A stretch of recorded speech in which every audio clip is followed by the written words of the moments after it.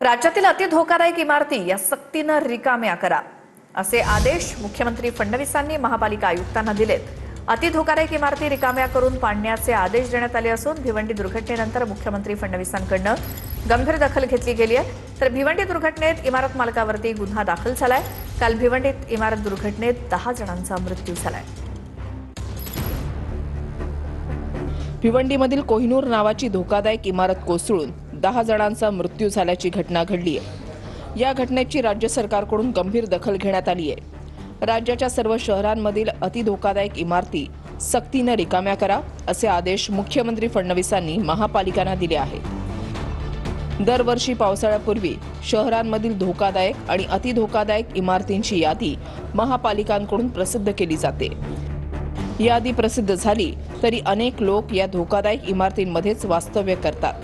अशा परिस्थितीमध्ये इमारत कोसळल्यास मोठी दुर्घटना घडण्याची शक्यता असते।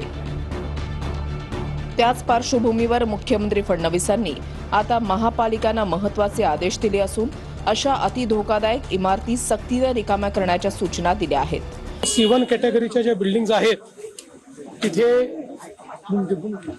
जे लोक बाहेर निघत नाहीत त्यांना कसं बाहेर काढता येईल याकरता सक्तीचा प्रयत्न करावा असेही निर्देश देण्यात आले।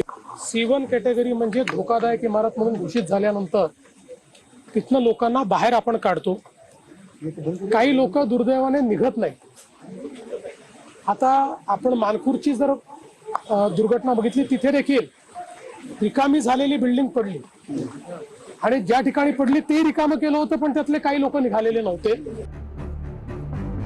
दुसरीकडे भिवंडी शहरातील कोहिनूर इमारत कोसळल्याप्रकरणी इमारत मालक आणि दुरुस्ती कंत्राटदारावर गुन्हा दाखल करण्यात आलाय। या प्रकरणामध्ये इमारत मालक बिलाल अहमद अबूबकर खान यांच्यावर आवश्यक परवानग्या न घेता निकृष्ट दर्जाचे बांधकाम केल्याचा आरोप आहे। तर इमारतीचे खांब दुरुस्त करणारे कंत्राटदार अशोक यांच्यावरही आरोप ठेवण्यात आले। राज्य सरकारनं अतिधोकादायक इमारतींबाबत सक्तीचे आदेश दिले असले तरी MMR क्षेत्रात शेकडो अनधिकृत इमारतींची बांधकामं सुरूच आहेत।